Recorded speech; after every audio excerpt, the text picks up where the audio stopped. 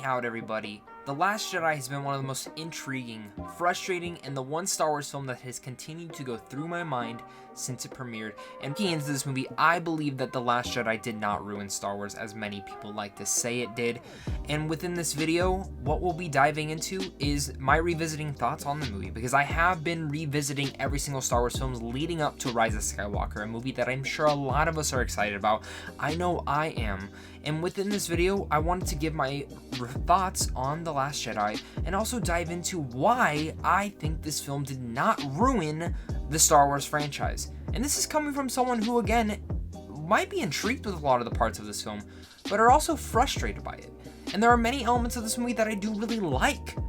But that's what I'm doing this video for. I have a platform to discuss my thoughts on The Last Jedi and discuss my thoughts on how it is affecting the Star Wars franchise as of now. And this is the best thing about film. It's so subjective. So if you are on the side that you absolutely hate The Last Jedi, let's talk about it down below in a nice, healthy manner.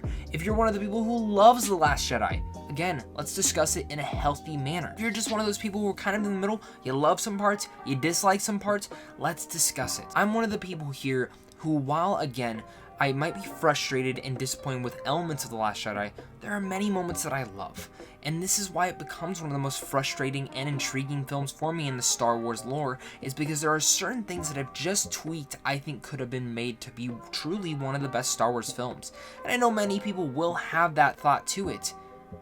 But The Last Jedi truly is an intriguing piece of cinema, and an intriguing piece of the Star Wars saga. Of course, if you guys are new here, make sure to hit that like and subscribe button, because I do tons of content like this on a daily basis, talk tons of movies all at the time, and of course next week I will be providing an early review for Rise of Skywalker, probably on Wednesday morning, so do look forward to that, guys. I'm really excited for that movie. I'm dying to see it, and I'm sure a lot of you guys are as well, so comment down below as well and let me know how excited you guys are for it, and what's one thing that you hope to see in Rise of Skywalker. Damn right no, I really want to see Rey with a double-bladed lightsaber, blue in fact, or the color green.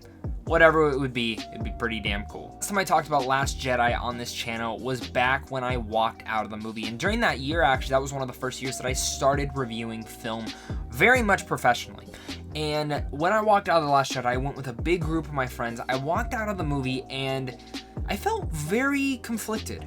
Like, I built up all these theories from Force Awakens and built them up for the last 2 years leading into The Last Jedi, and then I walked out going, well, that's nothing that I wanted to happen here. With what Luke says in this scene, this is not going to go the way you think. That's kind of what summed up my whole thoughts walking out of the movie. In fact, to the point where I was so conflicted, if you go back and watch that original review, I gave it a pretty good score, but you could tell that there was something wrong with me that night. The point where I mostly appreciated the film more than just adoring it and loving every aspect of it, I could definitely have issues with it. To the point to where I went and saw The Last Jedi again 6 hours later to see and really finalize all my overall thoughts, and I still felt conflicted. And even today now, I finally feel that I'm not conflicted. After watching this film a couple times here and there over the last 2 years building up to Rise of Skywalker, it's been about a year since I finally revisited it, and now leading into Rise of Skywalker, I wanted to revisit and see to where this film would land for me. Because like I mentioned, I love many aspects of this film, but I also feel very frustrated by many elements. Absolutely drop dead gorgeous from the cinematography. From the technical aspects, it's perfect. And Rian Johnson as a director, the thing that I've always loved about his films is they go the ways that you never think they are. And they're always very different. You look at his new film Knives Out this year, a murder mystery movie, one that you follow through, maybe developing a little bit of an inkling to who it could be, but you learn it pretty early on. And that's different for a murder mystery. But it's the way that it starts to play out afterwards is what becomes the most intriguing aspect of it. You look as well as Looper, which is the same way it's a time travel movie that you've never seen before, telling a story that is in fact unique. Brick, I don't even want to get into that movie. One of those mystery crime dramas that dives into something that's completely unique. Even when you look at his episodes of Breaking Bad, he always took a different approach to all those episodes, and you truly felt that they were something directed by Rian Johnson. Before I look at The Last Jedi and say, yeah, this is a very different Star Wars movie. It has a lot of Star Wars isms to it, but it's different. And my thoughts now on The Last Jedi, in fact, are, walking out feeling very conflicted, and over the next couple of rewatches feeling very much like I never want to rewatch the film again. Not that I hate it, because I absolutely love the Rey and Kylo Ren stuff. I love it.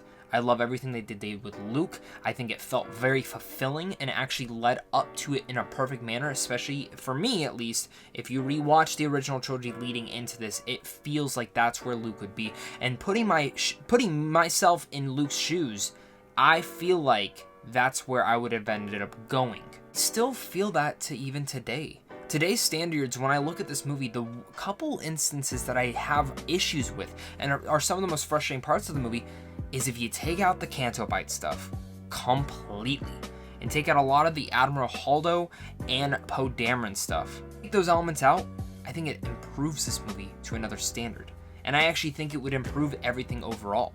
The Canto Bight stuff felt very much prequel stuff, and I think that's what's kind of great about The Last Jedi is it brings the best of both worlds from the prequels and the original trilogies, bringing a lot of the pros and cons from the prequels and bringing a lot of the pros and cons from the original trilogy as well. It's unique how Rian Johnson was able to shape that within his script. Of course, I don't love all the humor in here as well. It does feel a little bit too much, but it never took me out of the moment. The only things that did take me out was the stuff on Canto Bight, the decisions that he made with Poe Dameron and Holdo. Now, while I have no issues with them, per se, I actually understand what they were doing with Poe's character, putting him into this leadership, this prime leadership candidate, which is going to be very unique to see how he is in Rise of Skywalker now, especially after going through the events of The Last Jedi and Force Awakens. The character I thought that got the short end of the stick in this one was Finn. Finn was one of the most intriguing characters in Force Awakens, and I felt like his character progression just went backwards. I understand what it was involving into the Star Wars world. It was going in about and looking at the perspective of war and the culture of Star Wars and what it affects. And in a sense, I can appreciate that, even though I didn't think it needed to be in the Last Jedi movie. But when I talk about the things that I love, it's easily the Rey and Kylo Ren stuff. It's my favorite stuff about it.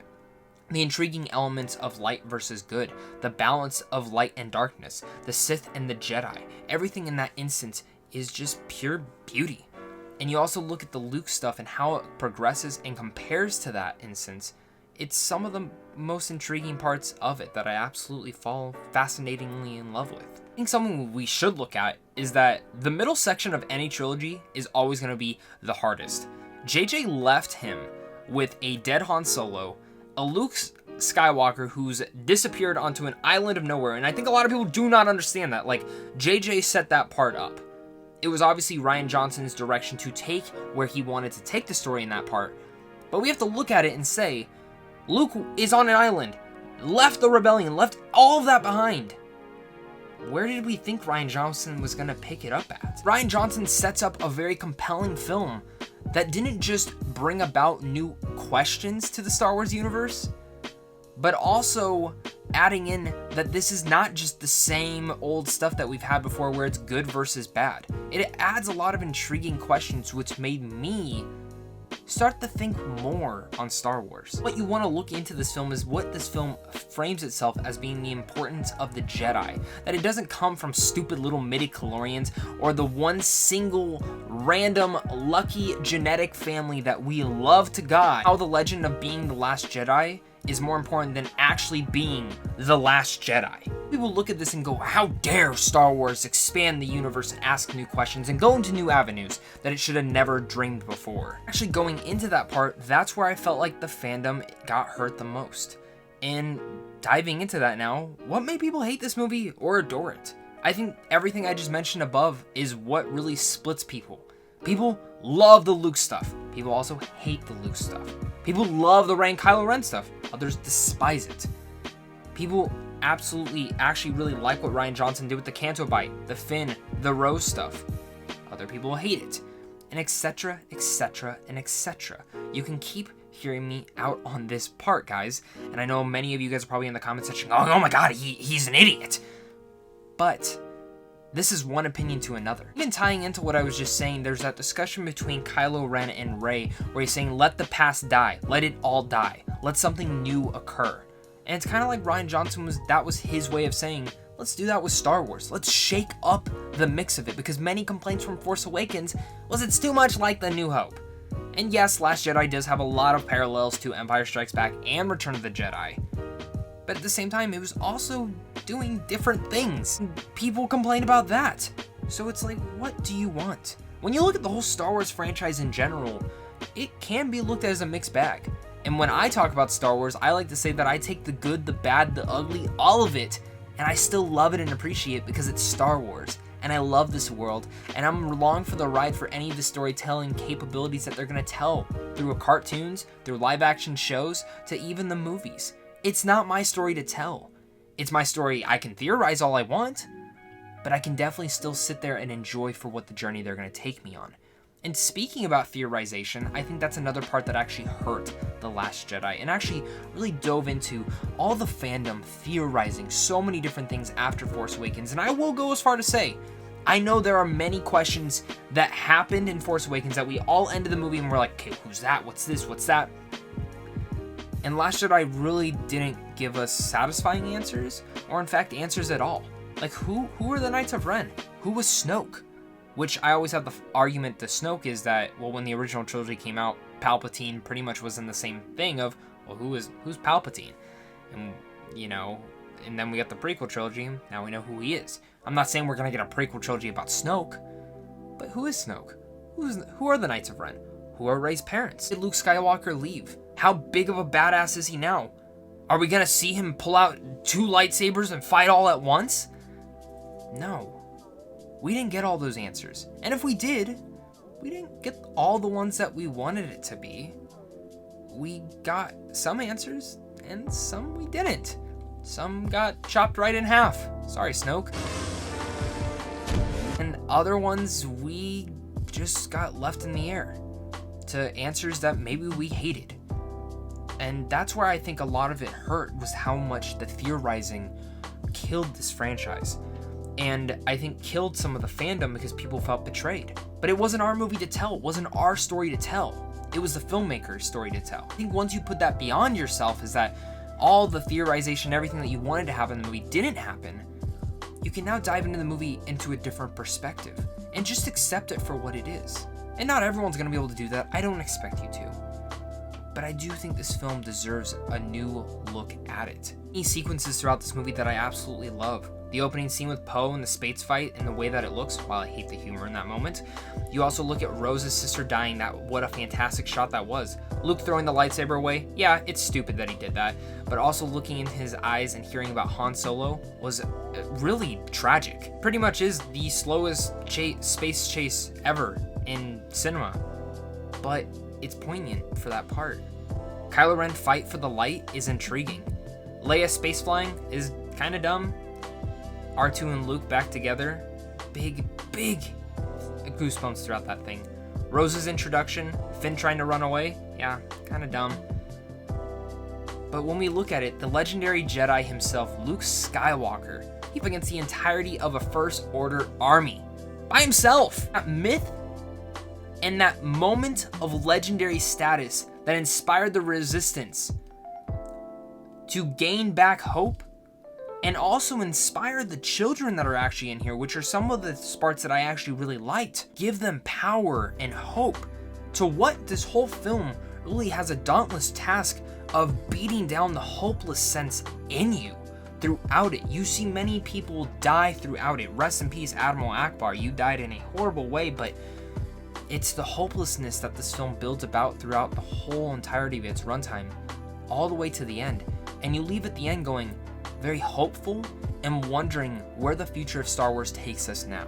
I've mentioned this before, there are many things that I would love to change throughout The Last Jedi. I would love for the Codebreaker to have just been Lando Calrissian. I would have loved to have gotten even a little bit more of Luke's backstory into those flashbacks. Yes, I would have just gotten rid of Canto Bight and wrote it in a different type of sequence, and maybe even would have changed up a lot of what happened with Poe and Holdo. It still doesn't mean that The Last Jedi ruined Star Wars. I think we can look at almost every Star Wars film and say that we would change something, or that we would want something different. People attacked the prequels because they weren't anything like the original. And then the new sequel series comes out, and people kind of forgave the prequels and started attacking the new series. So what happens when the next trilogy comes out of something in Star Wars? People will probably praise these ones and crap on the new ones. It's an endless cycle that we see. You look back at Empire Strikes Back. The same type of stuff happened. Many people loved it.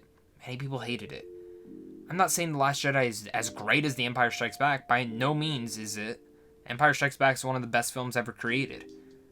But I think we're giving Last Jedi a little bit too much shit. And especially Rian Johnson. When you're one of those people who are commenting, go kill yourself, fuck you, you ruined Star Wars, you're insane. Because you don't own Star Wars. Star Wars was given to you as a gift. You either accept it or you don't, and you move on. There's more important things in the world. No, The Last Jedi did not ruin Star Wars. In fact, it added more questions for me to ask. It added a new intriguing mythology and legendary status to the Jedi Knight Luke Skywalker.